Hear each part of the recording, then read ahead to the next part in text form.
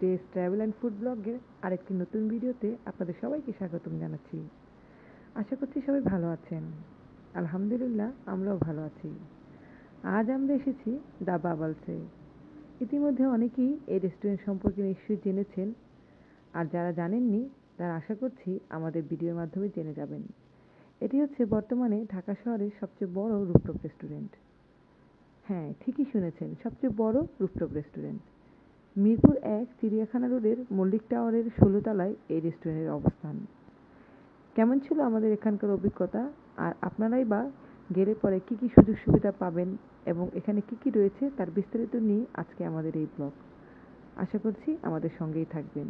তো চলুন শুরু করা যাক। এই রেস্টুরেন্টটি খুব বড়। এখানে রয়েছে পর্যাপ্ত পরিমাণে হাঁটাচলা করার সুযোগ সুবিধা, বসার ব্যবস্থা, বাচ্চাদের ছুটোছুটির ব্যবস্থা, আর সাথে নতুন আরও কিছু জিনিস। ধীরে ধীরে আপনাদের মাঝে তা উপস্থাপন করব। এর ইন্টেরিয়র বলতে পারেন খুবই ছিমছাম, খুবই কোয়াইট, খুব সুন্দর। এক কথায় মনোমুগ্ধকর পরিবেশ।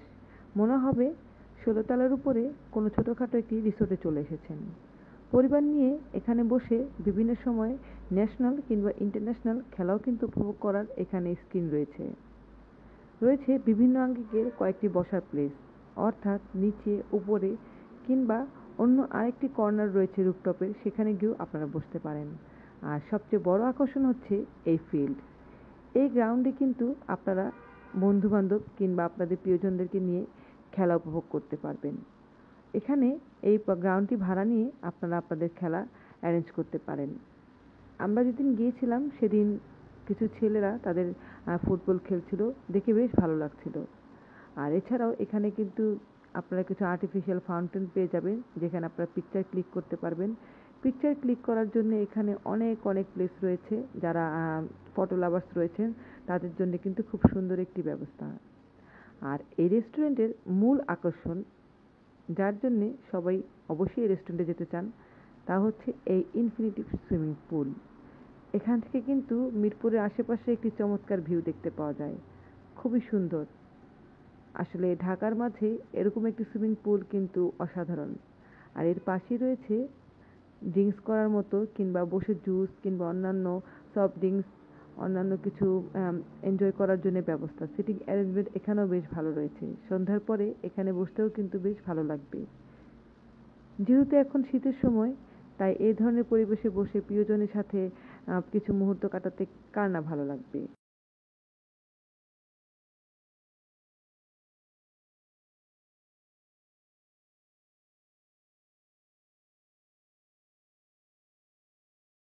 নাগরিক জীবনের এই ব্যস্ততা থেকে একটু রিল্যাক্সের জন্য কিন্তু এখানে যেতেই পারেন।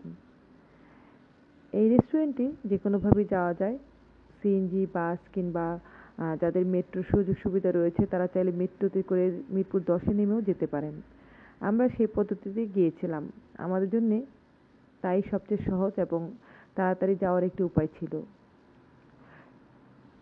এই রেস্টুরেন্টে আপনারা যেমন নিচের ফ্লোরে বসে খাবার এনজয় করতে পারেন, সেই সাথে আপনারা উপরের দিকেও একটি রেস্টুরেন্ট রয়েছে, সেখানে বসে খাবার এনজয় করতে পারেন। আমরা নিচে না বসে আমরা উপরেই বসেছিলাম, কারণ উপরের প্লেসটা বেশি আমাদের কাছে ভালো লেগেছিল। এটি ওপেন ছিল না। আর এখান থেকেও কিন্তু চাইলে পরে আপনারা চারপাশের ভিউ দেখতে পারবেন।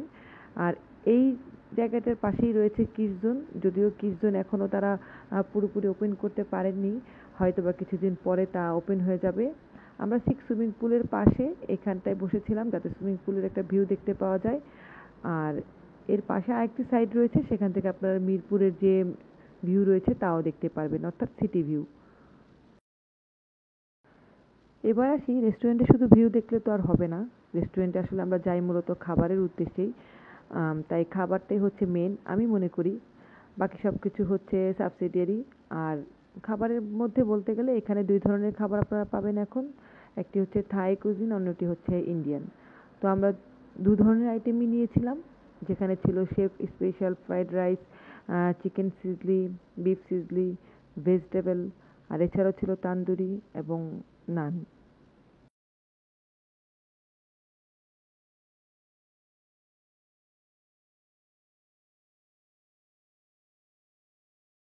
খাবারের কোয়ালিটি বলতে গেলে খাবার খুব ভালোই ছিল, খুব টেস্টি ছিল। শুধু একটা জিনিস আপনাদের সাথে একটু মেনশন করতে চাই, এখানে খাবারের প্রাইস খুবই বেশি। অন্যান্য জায়গায় এই ধরনের খাবারের মূল্য আপনারা যেমনটা পাবেন এখানে কিন্তু তার থেকে অনেক বেশি। তাই খাবারের প্রাইস রিজনেবল এমন জিনিসটি আসলে মাথায় নিয়ে এখানে যাবেন না। খাবারের প্রাইস একটু বেশি হবে, এটাই স্বাভাবিক। যে ধরনের রেস্টুরেন্ট বা যেমনটা তারা ভাবে এটা উপস্থাপন করছে, সেখানে খাবারের মূল্যটা একটু বেশি তারা রাখবে।